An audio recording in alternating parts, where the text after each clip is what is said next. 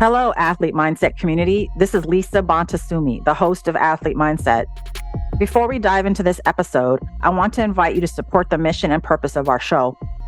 For $10 a month, you can help to make sure these conversations get to as many athletes, teams, coaches, and sport mental health environments as possible. As a subscriber, you will receive exclusive content and updates on current topics in athlete mental health, and you'll be directly contributing to the betterment of mental health for all athletes. Join the cause. Subscribe at sportse.io/athlete and make a difference today. Again, that's sportse.io/athlete. With your support and amplification, we can ensure more voices are heard and more individuals and communities are positively impacted.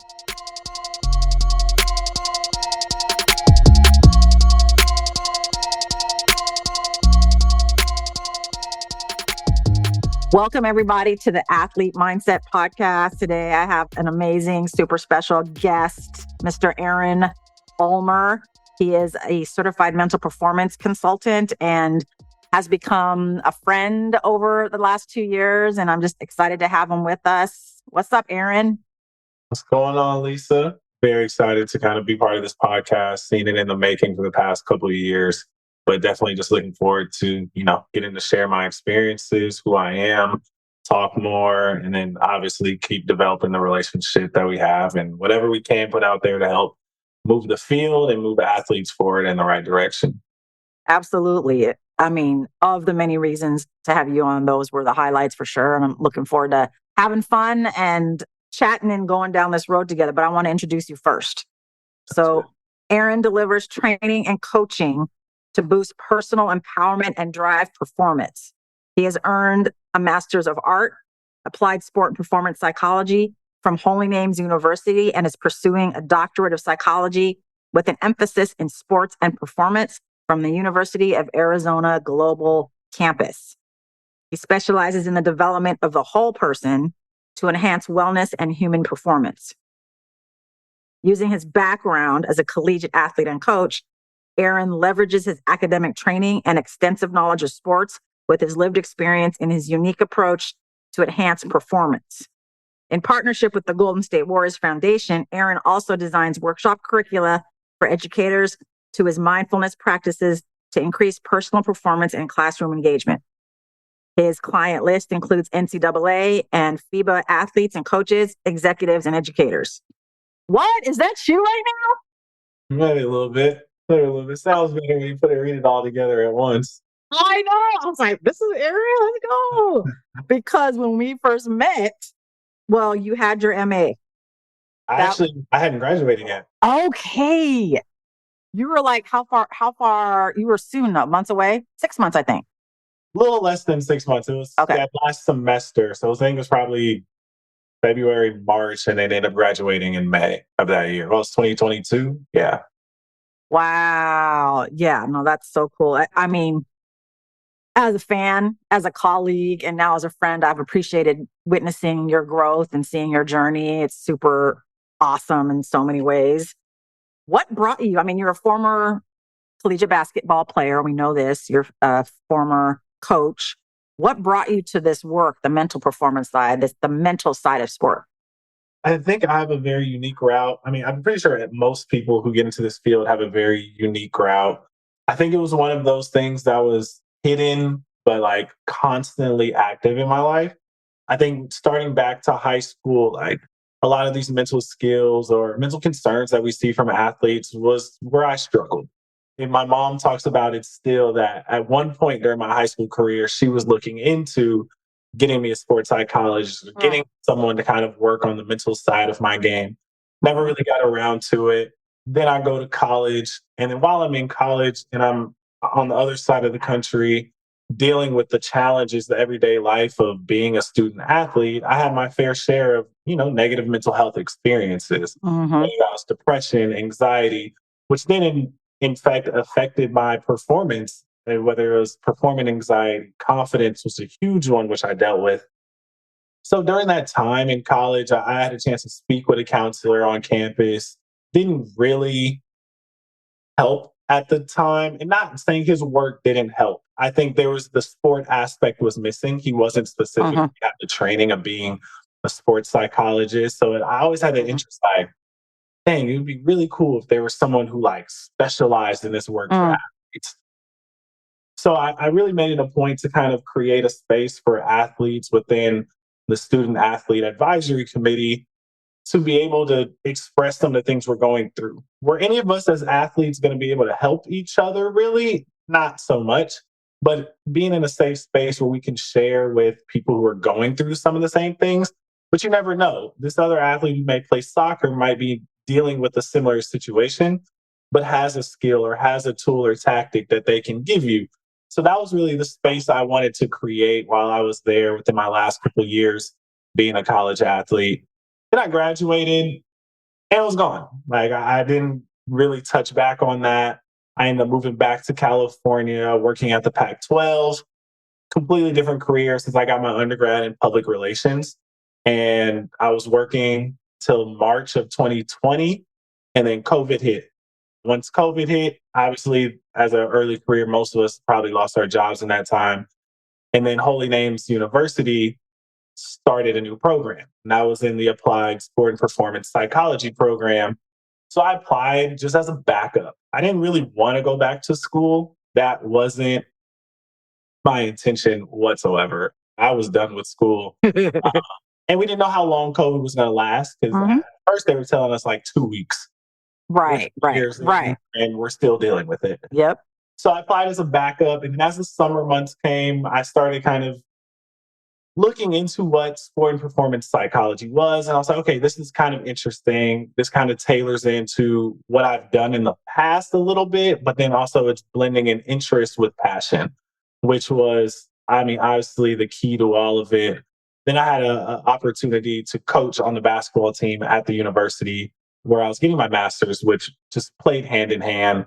So that's fall of 2020, starting those classes at Holy Names, I instantly fell in love with the field. It was like a love at first sight.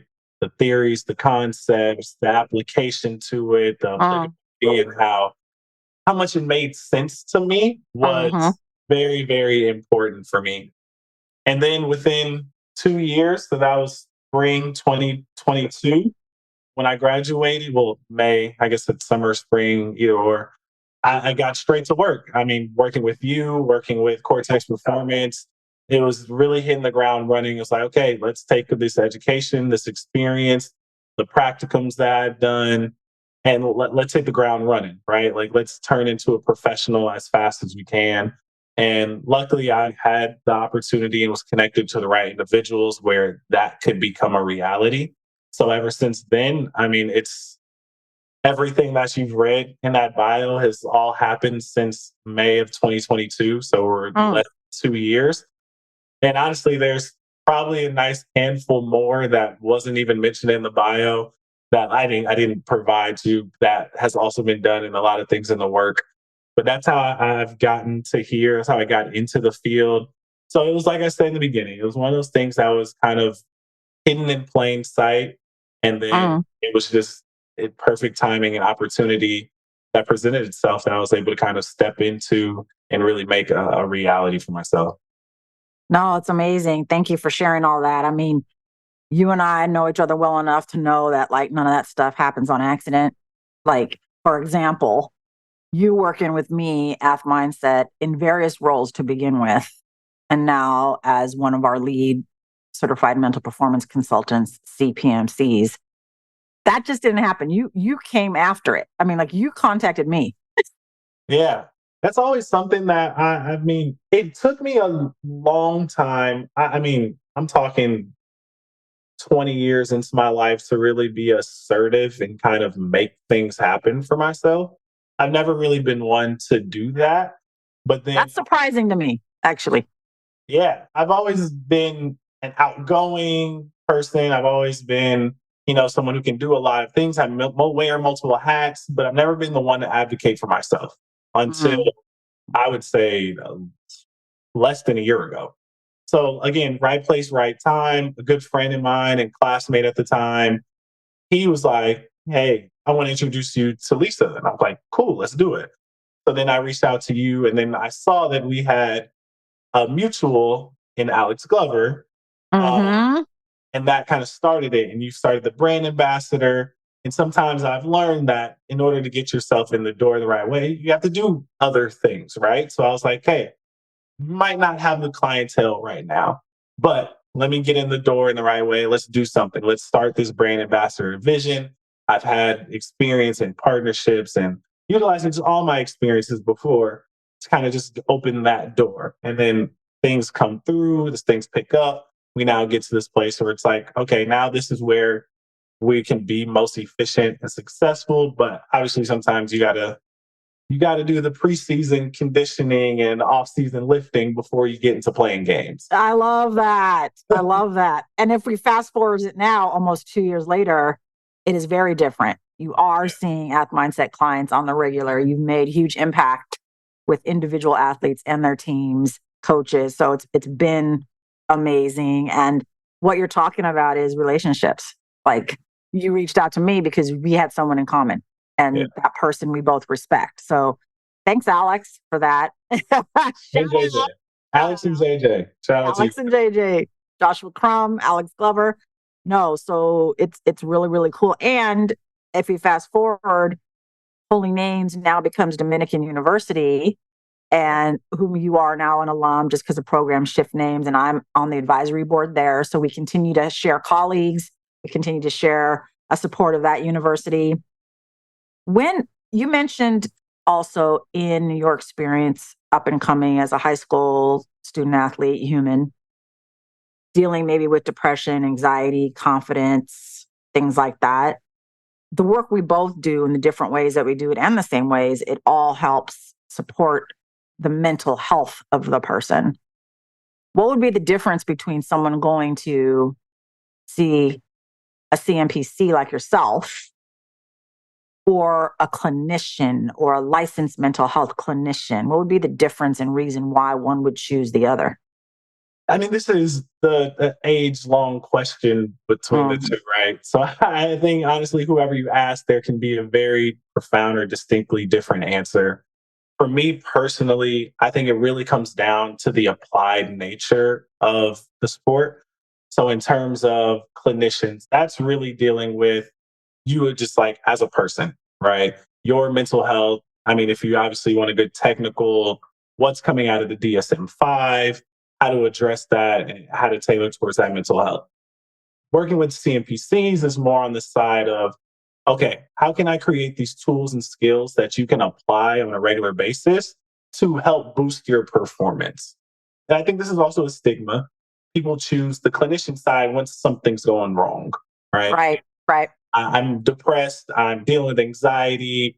I need to go see somebody to help overcome this. Yep. In our world of the CMPCs, it's I want to get better. Like I don't really feel and there doesn't have to be something wrong with me. I want to get to the next level. If it's transitioning from high school to college, what mental skills can I keep to keep my confidence as a high school all-star into now being on a team full of 10 other high school all-stars? Right. So when I think of it in a nutshell, it comes down to that applied piece of it and being able to really put practicality into the work, whether it's a strength and conditioning coach for your mind, Right. building these skills, building this toolbox of mental skills that you can apply in various different moments. Because one day your confidence might be really high, and then the next day it might not be. How can I pull these skills out to help boost that confidence? Those are kind of the differentiating factors between the two that I see. And really, what I work on with a lot of athletes is really to develop that toolbox of mental skills that they can apply in various different situations. And obviously, to a point where it becomes autonomous and it kind of just happens on their own to kind of help optimize that performance, reach peak performance, reach flow state as often as Hmm. possible. So when I look at the two, yeah, those are kind of how I separate them. Yeah. And I think, like you said, you ask anybody, you ask five people, you get five different answers. You know Yeah. that, I'm duly trained. And so there's like, okay, when does the clinician come in and when does the mental performance consultant come in? Well, they're already there all the time. I mean, I think there is another like misnomer that being in therapy isn't applied. It can very much be applied depending on where that athlete's at and what their goals are, right? We also, and I learned this verbiage from our mutual respected colleague, Dr. Kenza Gunter, even with a diagnosis, like you referenced, the DSM 5 of depression or anxiety, for example, we work to help folks perform at their best within a diagnosis, right? To be the most high functioning within a diagnosis. And I think what it comes down to for me and you is there are different legalities, ethics, and scope of practices that happen because it's two different professions with two different curriculum, training, testing processes, CEUs, all of that. But I love all of it. I love every single bit of it. So talk to me about you've spoken about skills and tools and tactics. What would be an example of something that an athlete comes to you to maybe work on or want to be better at? Like you said in that scenario, an all-star in high school, but then comes to college and you're amongst like 10 other all-stars. How do you make that adjustment? Like, what does the initial engagement with an athlete look like? I mean, I have a client right now who was really good at his past school and then recently transferred to a bigger school. And a big piece of it is kind of identity. How can I be this all Mm-hmm. conference person averaging Mm-hmm. 18, 19, 20 points a game and come to a team now where I don't have to be the guy all the time, right? But then, Interesting you say that though. You say, I don't have to be that guy. yeah, Or how do I still be that guy? But for him, it's like, I don't have to be that guy. no. So Interesting. Interesting. completely different levels. Because Interesting. in his old school, he was the guy. Like everything Mm-hmm. ran through Mm-hmm. him. Mm-hmm. And then now, at very higher level, it's I don't have to be that. So how Mm. do I understand and cope with a 7.7 rebound game being considered a good game when last year that would have been my worst game of my life, Uh-huh. Uh-huh. right? Uh-huh. Uh-huh. So when we look at identity and we look at confidence and focus and not having to overthink, I think a lot of it gets kind of broken down within kind of their motivational profiles or their motivational makeup to see what really drives athletes. I think when we help athletes understand to an extent who they are and kind of put it in front of them, we can start to pick and choose at whatever their high needs of motivation are and create and kind of tailor our plan of mental skills in that direction. Mm-hmm.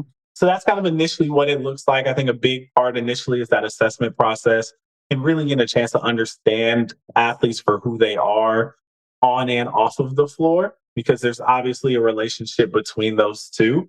And then from there, we can take that moment to really understand, all right, how do we create a individual and personalized mental performance plan for this individual? So Mm-hmm. how do we continue to keep your confidence, your focus, your goals, your motivation, whatever mental skill you want to throw in there, personally tailored to you to help your development and help you get the most out of what you're getting, whether that's pre-game mental skills or it's post-game mental skills, and really tailoring the way you evaluate games or you prepare for them.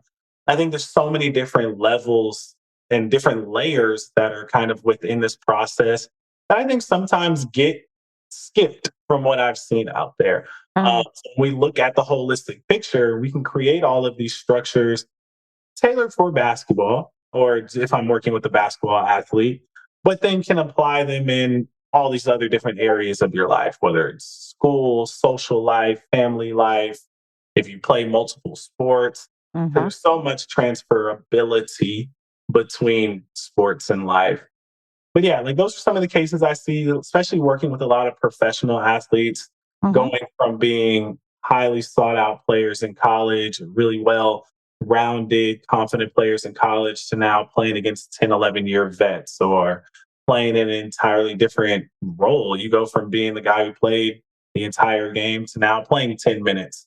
How do you become a lot more effective and efficient in your play, your body language, who you are as a person? Not Mm-hmm. letting your identity be reflected by a role in your minutes and your stats, because Mm-hmm. that's sometimes where identity gets caught up in. Right. I'm me because I'm this great basketball player. No, you are you because you are you. You're motivated, you're driven due to these certain factors. How can we keep these high when external factors change? So I Mm-hmm. think a big piece of what I'm doing right now within my work within a certain clientele group is based around that. Mm-hmm. Mm-hmm. No, it's fascinating. And I think I was thinking the same thing when you were talking about identity, because not only does identity shift, but so does your role on the team shift. And then how does that affect your own self perception as a human? Mhm. Making that adjustment to continue to internalize that, yes, you are you because of you, not because of how many rebounds or free throw shots or whatever you made. A lot of athletes still do that because they've never been told that they don't have to, or that, whoa, wait, there's another part of me. Oh, I didn't get that. I didn't know that. Like, that's valuable too. Oh, okay. Because a lot of those other identities can't be measured in the same way as the Absolutely. stats of an athlete, right? So it's very interesting. When you talk about transferability, how does that, like, if, let's say you're working on the mental skill of motivation, staying motivated, getting motivated, knowing what motivates you, and sustaining that motivation on the floor, on the court, on your field of play. How does those tools that you might train them with to develop those skills transfer into their lives as humans? I think a part of it is just the process and understanding, like Mm-hmm. figuring out your why, figuring out how to create motivation, whether it's utilizing goal setting or intention setting, whatever word you want to put on it, and Mm-hmm. building that motivation by securing those small wins. But I mean, I think the big go to one in our field is really understanding your why. Why do you want to do this?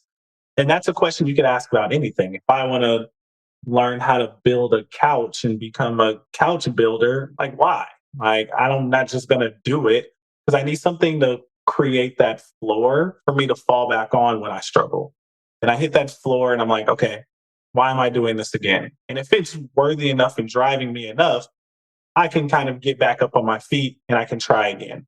Right. And I think once we teach athletes how to understand what their motivation is, how they can find those motivational factors, whether that's through our assessment process, how we kind of understand our athletes and, explain it back to them. uh, Mm-hmm. I think that can kind of help just speed the process up in it being able to transfer into other areas, right? Because I mean, at this age, when you're looking at college kids or early professional athletes, like they quite frankly haven't done much outside of sport, Right, right, right? So then it's like, okay, you might need to go find a new hobby and right, realize that you might not be good at it right away. And you can't compare it to your level of expertise in your sport. So, like right. for example, I have one athlete who was a soccer player for 12 years, Mm-hmm. recently quit soccer, started to be switched over to golf, Okay, loses motivation because his confidence isn't as high right. because he's been golfing for 2 years. Because he's trying to compare his level of confidence and motivation to that of who he was as a soccer player. And it's like, dude, you have to realize you had 12 years Right. of struggle, of success, of fun, sadness, motivation, confidence, all of it up and down for 12 Mm-hmm. years. Mm-hmm. You're not going to get that in 2 years. So if we create that baseline, and again, this kind of goes back to identity all over again. I think it all circles around this. Yep. We go back to figure out why he wants to be a golfer, what are the goals he wants to achieve, what's going to drive him on those days when he shoots 12 over par. How are you going to get back out there the very next day? And I think finding that baseline of why you're doing this is always going to be a key go to in terms of me working with athletes and really kind of finding that motivation for them. And then I think just explaining to them that that transfers to anything in life. Yep. He's in high school and he has that example of trying something new. But how do you tell a 34-year-old athlete who's retiring after playing sports for so long, Mm-hmm.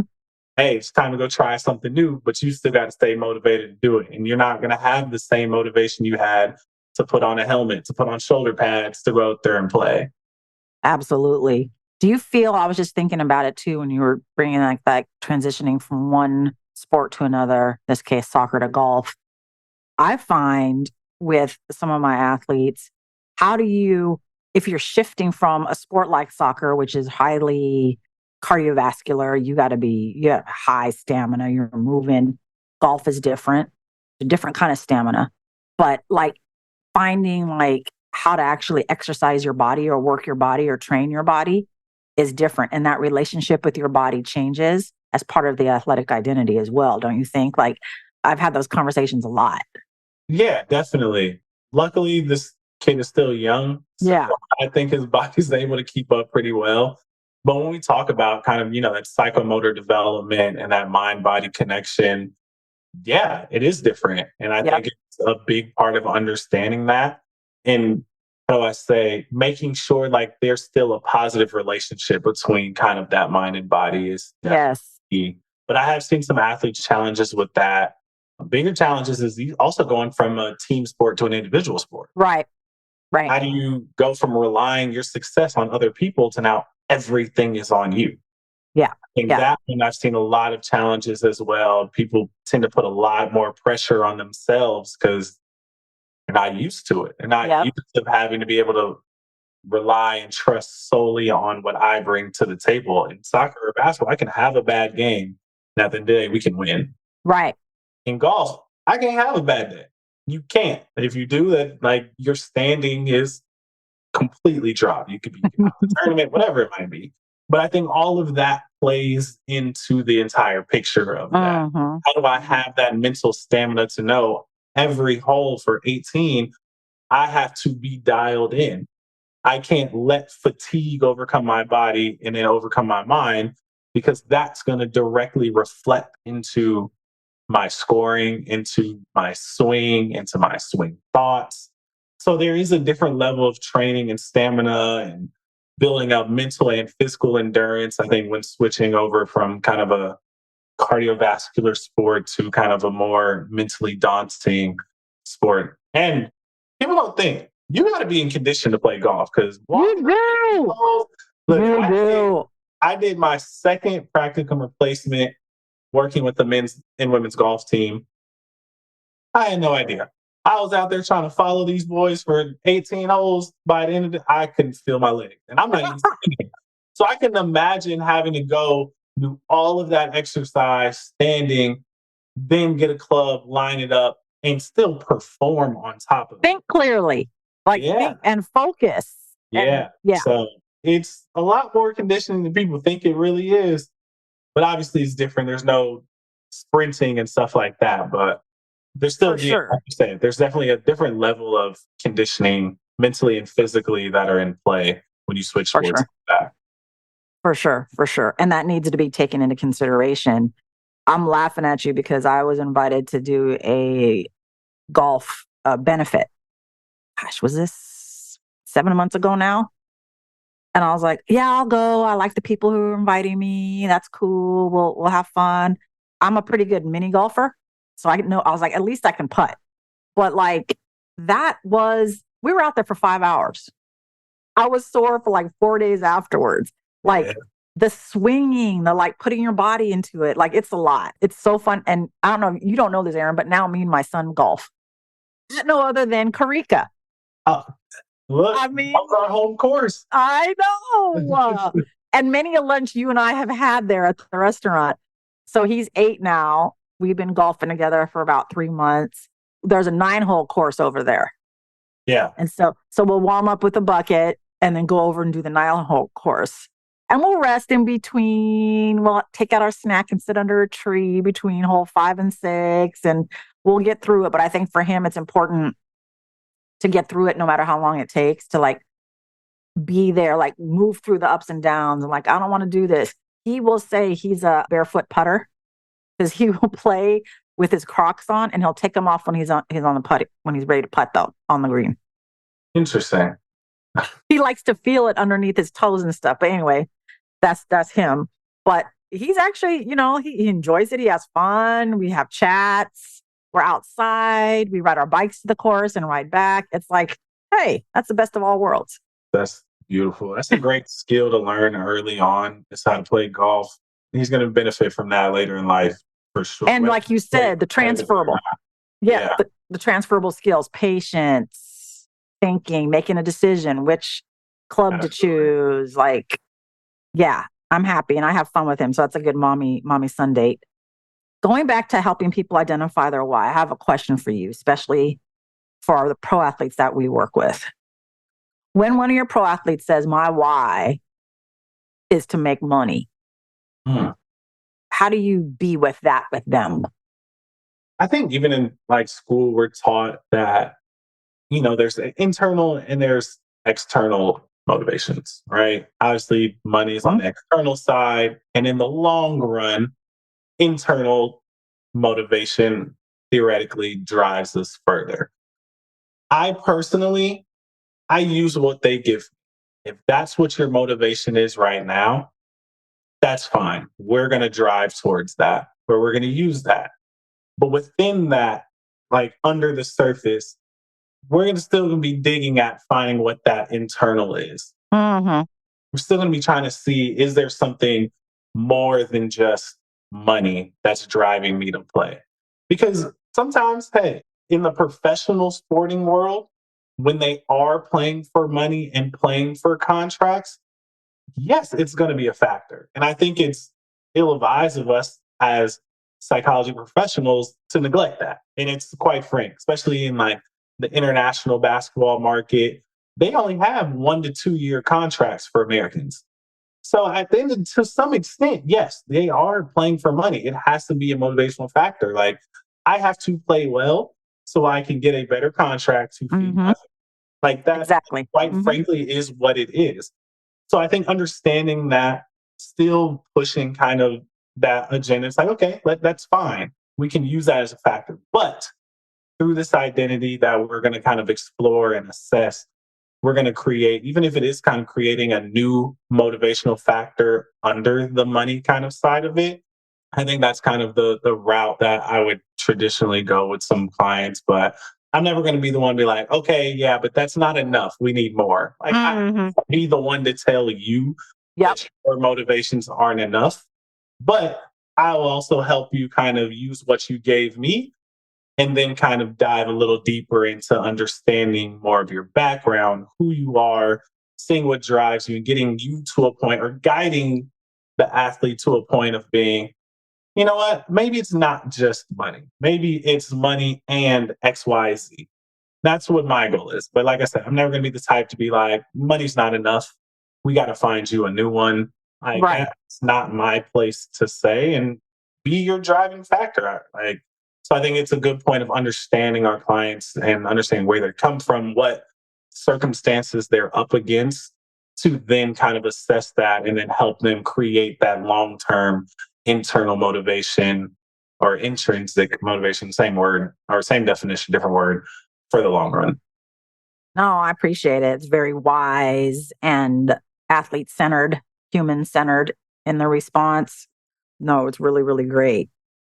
In the spirit of our work, our field, like helping whoever they might be, educators, executives, high performers, athletes, coaches, we both strive to help them be better humans. In the spirit of that, how would you describe your other identities as a human right now at this time in your life?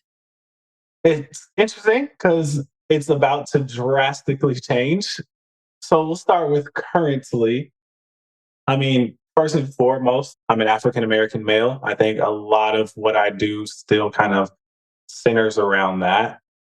Former athlete. Well, I'm a lifelong athlete, but former Mm. competitive athlete. Still in my mid 20s. People try to throw on the late 20s onto me right now, but I say 26 is still in the mid 20 bracket. So we're in mid 20s. I mean, I'm a fiance in a 5 year long relationship. And then in the next 6 weeks or so, my identity will be transitioning to that of a father to a baby Mm. girl. Mm. So it's funny because I've talked to many of people who have had children or have children and are dads. And they're like, look, the moment you see her and hold her, literally your life is going to completely change. So I still haven't processed what that really means or what that feel is like. And I'm not going to until it happens. So like you're trying to plan for something that's not possible to plan for. But I'm excited for that transition. I'm excited to kind of reach that point. It's gone by like this last 8, 9 months has gone by like a blur. But that's kind of just on like the personal side. I mean, then I think in a professional side, I mean, most importantly, being a mental performance consulting coach, however you want to title it, and a mentor. I think that's a big piece in which I utilize my work. You mentioned it earlier how relationships are like everything. And it really is. Life's about who you know, not what you know. I'm like Hmm. a firm believer of that. To some extent, working with these clients, that mentorship piece really means a lot to me. Being able to build those relationships with my athletes. I want to be someone that, you fully can trust and come to, that we can help you be a part of your journey. But yeah, I would say those are kind of the areas that I mean I hold close, very, very close to my heart and identify with. And I mean, in a nutshell, kind of really summarize who I am as a person. No, thank you for sharing. On the personal and professional tip, again, we've known each other for a couple of years now, and your personal identities have shifted and changed. I'm so excited for you, Nia, to meet her. Like, I can't wait for you to tell me like what it feels like because there's no way you can imagine it now. It's Yeah. unimaginable. It's like otherworldly. It's otherworldly. You're not going to even, yeah. So we'll wait. We'll wait for that moment. I'm looking forward to that for you and Nia and your daughter and your family. And I look forward to hearing about it from you because it's going to be inevitable too that how you approach your work with this new identity will also change Yeah, because you have a new perspective and a new lived experience that helps guide you to shape the human beings you get to work with, get the absolutely. privilege and honor to work with, right? And so that's going to be exciting to see unfold as well. You mentioned a lot of identities. I know that you, alongside some colleagues this past October, presented at the Association for Applied Sports Psychology conference. What was that panel about? What did you touch on and any gems you'd like to share with us from that experience? The panel, what first and foremost was like absolutely amazing experience. The panel was on men of color working in high performance domains. So Mm-hmm. Dr. Rob Owens, Dr. Aaron Goodson, Dr. Adrian Ferreira, Ardren Carr, and myself, all different backgrounds between sport and performance, clinical mental health, working within tactical settings in the military, college athletes, professional athletes. We had the opportunity to really just share what our experiences was like dealing with imposter syndrome, dealing with glass ceilings, mislabelings, all these different things that we experience as men of color in the field of psychology. And I think I'm pretty sure all of us were former athletes as well. Yeah, I'm almost 100% sure, all being former athletes, talking about our experience, getting to where we are. I mean, it was truly great because, I mean, you look at 5 people who are on one panel under one roof at a certain conference, you would think that there's like so many similarities from this, but it's like there's so many differences. We come from Mm-hmm. backgrounds and diversity. And this is just 5 people in a room talking about their colors. I mean, their experiences as men of color. If we added a Yes. different five totally different perspectives and experiences. So a big piece that I spoke about was about that imposter syndrome side. And I even said it earlier, it wasn't until about a little under a year ago where I began really being able to advocate for myself, right? Like when you read that bio, like you did in the beginning, every time I hear it, I'm like, huh, that is kind of a lot. Like you are kind of doing some good things, all while still being in my second year of my doctorate and like all of that. And for And me, being 26, mind you, being yeah, for 26. me, it feels like I'm doing what I'm supposed to be doing. And isn't that beautiful? So beautiful. I don't really see it as like, my gosh, you're really great. Like you're doing a lot of really great things. Like, that's just kind of how I've been growing up. Growing up, there was this phrase people would always tell me like, "Oh, Aaron, you could really be anything you want to be if you like put your mind to it." like hearing that a lot is just like, okay, if I have the ability to be anything, then I mean, I could just do whatever. And, like it's nothing. Like it's an expectation or to kind of reach. It's like anytime I accomplish something, it's like, okay, I was supposed to do that. So I think Mm, understanding that some of these accomplishments are major accomplishments and to be okay accomplishing something major and knowing that mhm, that can be an expectation, mhm. celebrating that and rewarding yourself for that was a big problem of mine, whether it was graduating with my master's with like all A's. Like to me, it was just like, okay, I graduated. Like that's an accomplishment. Like that's a huge Mhm. major accomplishment. I think finishing my certification, that was probably one of the first times where I was really like proud of something I did. That one was huge Mm, for me. I think it was just timing of where I was in life. I mm. think it really kind of hit. But then again, it's kind of motivation as to why you're doing things, whether it's internal and external. Mine kind of surfaced from both of those. And it kind of goes to this panel. So this panel is in October. We started planning it summer. So this is like June, July, maybe. I had my test scheduled around August. So I wanted to make sure I took it before ask. And when we were planning this, we had our PowerPoint slides and everyone kind of had their title pages. And then the four of them all had like their name, comma, and some other extra letters after their name. Some of them have too many letters after their names, but they all had something extra, whether it was just like LLPC or their doctors and some other titles. Then there's my slide that just had my name and MA, like just my master's. So, like, although everything that I've done in that bio that you had read was still all true, Yep. part of me didn't feel like I fit into this group because I didn't have extra letters added to my name. Mm. So that really drove me into studying and making sure I passed my certification simply so I can add four letters to my name on a PowerPoint slide for a panel. So when we Hey. think of imposter syndrome and fitting into a certain room, it's like you can totally discredit everything that you've done based Mhm, on one little event. But mhm. whether or not I had those letters or not, I had to learn to appreciate that regardless of what's there, everything else that I did still is an accomplishment. That Absolutely. certification didn't validate everything that I just did. So being part of that panel and the planning process helped me to kind of reach that because we had multiple conversations about it. Hearing these other professionals and people who look like me talk about these things Yeah. and boost me up, giving me words of wisdom and advice to kind of help Mhm. accomplish that. That was huge. And it's allowed me to be a lot more comfortable in rooms where I might not look like everybody or my name might not have the same amount of letters as everybody, but knowing that I'm comfortable with what I've done and where I'm at and not Mhm. trying to compare it to someone who's 10 years ahead of me in this field and has a whole bunch of years. Because 10 years from now, I don't know where I'm gonna be, but just know this gonna be somewhere. I know Will that. you remember me still, Aaron?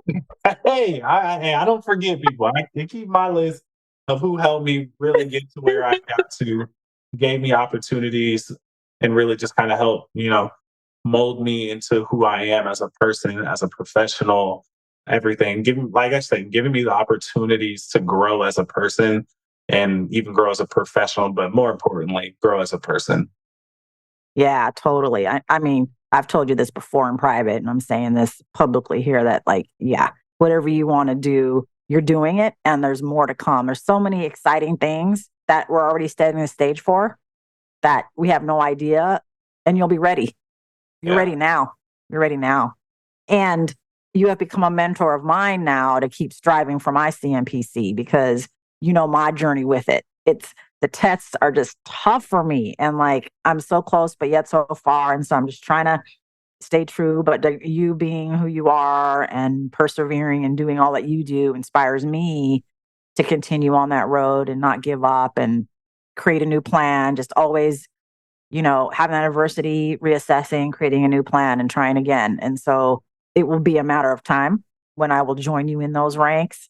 But, the fact that I have, like, can see you and been with you through your process is just really, really extraordinary and awesome. Before we end today, I would love you to share what your why is. What is your why for the person that you continue to strive to be and to be for yourself, your family, your growing family? What keeps you in it? What is your why or whys? Because we can have more than one. I think a big one in terms of my work, I've said this since day one, is I always want to be the person I wish I had when I was in my playing career. Being able to, for someone outside, third party, for someone to kind of have that relationship with, to kind of build long term, give them the tools to help them succeed. I mean, with like no attachments to it. I think that's the biggest joy is seeing athletes perform well, come back, and they're like, Aaron, this worked. Like, I'm Mm, excited.